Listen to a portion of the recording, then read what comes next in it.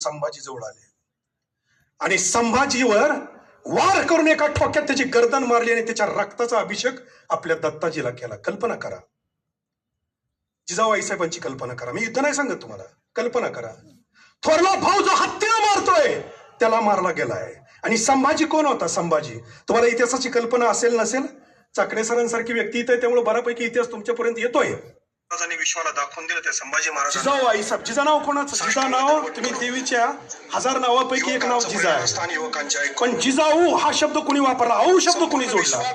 इतिहासामध्ये कुठं नोंद आहे त्याची की जिजाऊला जिजाऊ कोण म्हणायला लागलं? तर जिजाऊला औ म्हणणारा पहिला धीर होता संभाजी. ज्या संभाजीला मारलं त्यानं पहिल्यांदा तिला आई म्हणलं आणि तिथून तिचं नाव जिजाऊ झालं. आपला धीर एवढा लाडका मारला, आपला भाऊ मारला आणि आपल्याच बापानं आपला नवरा सुद्धा मारला. कारण तोपर्यंत शहाजी जिवंत आहेत काय माहीतच नव्हतं. ते फक्त जखमी झालेल्या नंतर कळालं, पण तेही मारले गेलेत कळालं होतं. त्यावेळेला एक स्त्री म्हणून भाऊ मारला, धीर मारला आणि वडिलांनी नवरा पण मारला, हे ज्या वेळेला कळलं तर कुठली स्त्री ओरडल्याशिवाय राहणार नाही. कल्पना करा. त्या प्रसंगानं जिजाऊ आईसाहेबांचं माहेर तुटलं. स्त्री म्हणून एक विचार करा, आयुष्यातला सगळ्यात जिव्हाळ्याचं जर ठिकाण कुठलं असेल प्रत्येक स्त्रीला तर ते माहेर आहे. माहेर तुटलं माझ्या भगिनींनो. बाळणपणासाठी सुद्धा शिवाजी राजांच्या माहेरला जाता आलं नाही. त्यावेळी जिजाऊ आईसाहेबांच्या मनात डिप्रेशन नाही आलं आणि प्रतिज्ञा केली, मला जो पहिला पुत्र होईल त्याचं नाव मी संभाजी ठेवील आणि त्या धीराच्या स्मृती जागृत करीन. या श्रीगोंद्याला त्यांना पहिला पुत्र झाला, त्याचं नाव संभाजी. संभाजी ठेवलं, आपल्या धीराच्या स्मृती जागृत ठेवल्या, पण मनामध्ये डिप्रेशन येऊ दिलं नाही. शहाजी राजांना धीर दिला, शहाजी राजांना दुरुस्त केलं. दुसरा प्रसंग, किती वाईट प्रसंग जिजाऊ आईसाहेबावर येऊन गेले पहा. भाऊंनी आता जाताचा उल्लेख केला होता की मासाहेब जिजाऊ आणि खळोजीराजे भोसले, शहाजीराजे भोसले त्यांचे चुलत धीर त्र्यंबकेश्वरला गोदावरीच्या स्नानाला गेले. त्या ठिकाणी गेल्यानंतर खळोजीराजे भोसलेंची पत्नी महाबा खानानं पळवली. जिजाऊ आईसाहेब आणि शहाजीराजे 50 अंगरक्षकासह दौडायला लागले. अंतर पहा, त्र्यंबकेश्वर ते ओझर, गणपतीचं ओझर. शिवाजी राजांचा गर्भ पोटात आहे आणि घोड्यावर जर कुठली स्त्री किंवा माणूस बसला असेल, पळणाऱ्या घोड्यावर, बरं काही वरातीच्या घोड्यावरला नाही, हे वरातीच्या घोड्यावर बी नवरती उताना पडते, आता ते बघायला मिळते. त्याला सगळ्यांनी धरलेलं असून हे उताना पडतं, ही आजची अवस्था आहे. पण पळणाऱ्या घोड्यावर आम्हाला ट्रेनिंग होतं भाऊ रेसच्या घोड्याचं, वेटरनरी डॉक्टर असल्यामुळे मुंबईच्या महालक्ष्मी रेस कोर्सला. ते घोडे इतके उंचीचे आणि सगळे फौजीचे घोडे होते. आमच्यातली पहिल्यांदा जी पोरं बसली, तुम्हाला सांगतो, घोडा पहिल्यांदा जी बसली ना, आणि ज्याला पाऊंडावर पळणं म्हणजे झेपेवर नव्हतंच, ते पाऊंडावर पळवून 4 राऊंड मारल्यानंतर 4 दिवस आम्ही कुणीही सरळ चालत नव्हतो. अशी मी घोडा सांगतो, घोड्यावर बसायचं माहित नाही लोकांना म्हणून सांगतो. शिवाजी राजांचा गर्भ पोटात आहे आणि मासाहेब जिजाऊंना सलग रपेट मारावी लागली त्र्यंबकेश्वर ते ओझर. आणि ओझर जवळ आल्यानंतर मासाहेबांच्या पोटात दुखायला लागलं. त्या ठिकाणी निठूरकर म्हणून एक वैद्य होते. शहाजीराजांनी निठूरकर वैद्यांच्या झोपडीत त्यांना नेलं. निठूरकरांनी नाडी पाहिल्याने सांगितलं गर्भ हल्ला आहे. म्हणजे 6 अपत्य मेल्यानंतर हे पोटातला गर्भ होता आणि तो गर्भ हल्ला. निठूरकरांनी सांगितलं यांना आता घोडदौड होणार नाही. मग शहाजीराजांनी निर्णय घेतला की सुरक्षित ठिकाणी यांना शिवनेरीवरती पाठवावं. पोटातला गर्भ हरलेला निठूरकर वैद्यांनी त्यांना काही जडीबुटीची औषधं देऊन दुरुस्त केला. त्या ठीक झाल्या. शहाजीराजांनी त्या सेनेला चकवा दिला आणि जिजाऊ आईसाहेब पालखीतनं शहाजीराजांच्या समेत काही दिवसांनी शिवनेरीवर चालल्या होत्या. एक पतिव्रता म्हणून काय असावी. लखोजी राजे जाधव त्यावेळेला निजामशाहीमध्ये होते आणि निजामाचा आदेश आला होता की शहाजीला पकडा. ते आदिलशाहीत होते. शहाजीला पकडा. आणि लखोजी राजे जाधवांची तुकडी ओझर ते शिवनेरीच्या दरम्यान त्याच्यावर चालून आली. जिजाऊ आईसाहेब त्यावेळेला पालखीत होत्या. पोटात गर्भ होता. माहेरचे लोक, लखोजीराजे जाधव मागं होते पण सेना पुढत आली होती. माहेरचे लोक शहाजीराजेंच्या अंगावर चाल करून आले. म्हणल्यानंतर मासाहेब पालखीतनं खाली उतरल्या आणि तलवार काढली. मासाहेबांनी त्या अवस्थेत झुंज दिली.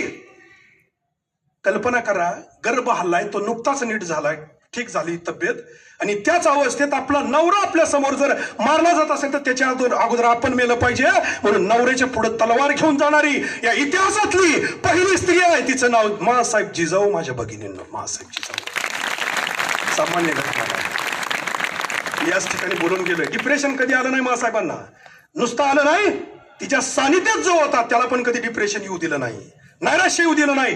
जिजाऊ आईसाहेबांच्या, शिवरायांच्या जीवनातलं यशाचं सगळ्यात मोठं जर मूळ काय असेल तरी माँसाहेबांची सकारात्मक ऊर्जा आहे.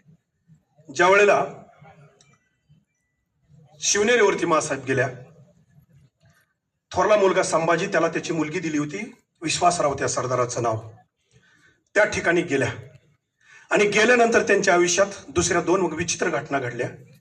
त्या घटना म्हणजे आपले वडील लखोचा मुलगा यशवंतजी रक्षाबंधनाच्या दिवशी देवगिरीच्या किल्ल्यावर कापले गेले. त्यावेळी एक पद्धत होती, रक्षाबंधनाला राजाला धागा बांधला जात होता, ते सरदारही बांधत होते आणि जनताही बांधत होती. रक्षाबंधनाचा अर्थच असा आहे की त्या धाग्यानं तू आमचं रक्षण करावं, मग तो राजा असला तरी त्याला बांधलं जात होतं. लखोजी राजे जाधवांनी निजामशहाला धागा बांधला आणि धागा बांधल्यानंतर त्यानं भेट म्हणून त्यांना पांढरं कपन दिलं. लखोजी राजे जाधवांच्या लक्षात आलं, सगळी लोक उठून निघून गेली आणि 500 पठाणांनी त्यांच्यावर हल्ला केला, ते कापले गेले. भाऊंनी आता उल्लेख केला होता, मी पुन्हा उल्लेख करतो, ऐकलंय बऱ्याच वेळेला तुम्ही. रक्षाबंधनाच्या दिवशी भाऊ कापला गेला हे ज्या स्त्रीला कळेल ती ओरडल्याशिवाय राहणार नाही. पण पोटात शिवाजी राजांसारखा गर्भ वाढत होता, मुलगा आहे का मुलगी माहीत नव्हतं, तरी सुद्धा पोटात येणाऱ्या बाळावर मी जर बाप मारला, भाऊ मारला म्हणून रडले तर माझा भाऊ आणि बाप जिवंत होणार नाही. पण पोटातल्या बाळावर रडणारे संस्कार होतील. मला रडणाऱ्या पोराला जन्म द्यायचा नाही, तर मला लढणाऱ्या पोराला जन्म द्यायचा आहे. म्हणून भाऊ मेला तरी जिने डोळ्यातनं अश्रू गाळला नाही, तिचं नाव भवानी माता जिजाऊ आईसाहेब. माझ्या भगिनींना, माझ्या बांधवांनी, माँसाहेब जिजाऊंनी त्यांच्या जीवनात केलेला त्याग. या काळात कुणाला रडायला येणार नाही, डिप्रेशन येणार नाही असं समजू नका.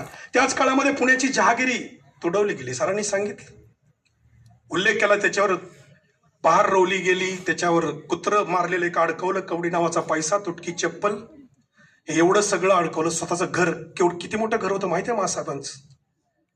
माँसाहेबांचं घर माझ्या बांधवांनो, त्याला 84 चौक होते. चौक केवढा वाडा असेल कल्पना करा. तो उद्ध्वस्त केला. मुरारजी जगदेव हा निमित्त होता सर. खरा वाडा उद्ध्वस्त केला गाढवाचा नांगर घालून तो खवास खानानं आणि रायराव देशमुखांनी, या तिघांनी. ज्या वेळेला हा वाडा उद्ध्वस्त झाला, जळतं घर जळतं, पुणे शिवनेरीवरून पाहिलं, 1 गुंठा जमीन नाही. शहाजी राजे परागंदा, 10 बाय 10चं एक स्वतःची मालकीची खोली नाही.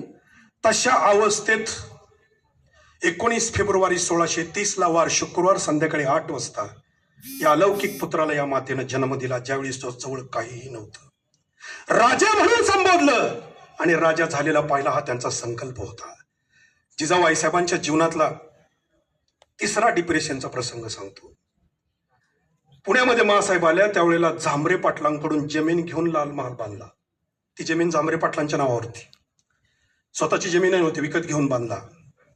संभाजी राजाला ह्या खवास खानाच्या तावडीतून ज्या स्त्रीनं वाचवला, ती स्त्री मुस्लिम होती, ती नायकीन होती, तिचं नाव मता होतं, मता नायकीन.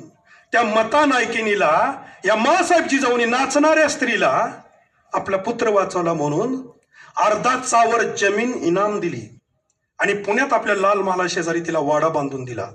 माँसाहेब जिजाऊंचं धोरण किती मोठं होतं पहा. त्याच वाड्यामधली घटना, शिवाजी राजे ज्या वेळेला 16-17 वर्षाचं वय होतं आणि त्या वर्षातल्या आयुष्यातली पहिली लढायचा प्रसंग आला. तोरणा घेतला, त्यात फारशी मोठी लढाई झालीच नव्हती. सिंहगड घेतला, त्यावेळेला बाबाजी मुदगल देशपांडेला थोडस गोड बोलून त्यातनं तो गुप्त काव्यानं घेतला. पुरंदर घेतला, शिरवळचा सुभान मंगल घेतला. एवढे सगळे गड घेतल्यानंतर फत्ते खान 5000ची फौज घेऊन चालून आला. मी फक्त लढाई सांगणार नाही तुम्हाला. फत्ते खान 5000ची फौज घेऊन चालत आला. शिवाजी राजाकडे फक्त 1200 सेना होती, ती पोरं होती. बाजी पासलकर नावाचा एक करता आणि वृद्ध व्यक्ती होता. 1200 पोरं फक्त, 5000चा फत्ते खान चालून आलाय. दुसरा मुलगा संभाजी, त्याच्यावरती सुद्धा 5000चा फर्राद खान चालून गेला आणि त्याच्यापेक्षा वाईट जिजाऊ आईसाहेबांच्या जीवनातली घटना म्हणजे त्याच वेळेला शहाजीराजे जिंजीच्या वेड्यात कैद केले होते आणि त्यांना साखळ दंडाने बांधून आणून तुरुंगात टाकलं होतं, काळ्या कोठडीत टाकलं होतं. आणि जिजाबाई साहेबांना खलीत आला. एक स्त्री म्हणून ऐका, जिजाबाई साहेबांना खलीत आला होता. स्वराज्य पाहिजे असेल तर आपल्या कुंकुवाला आणि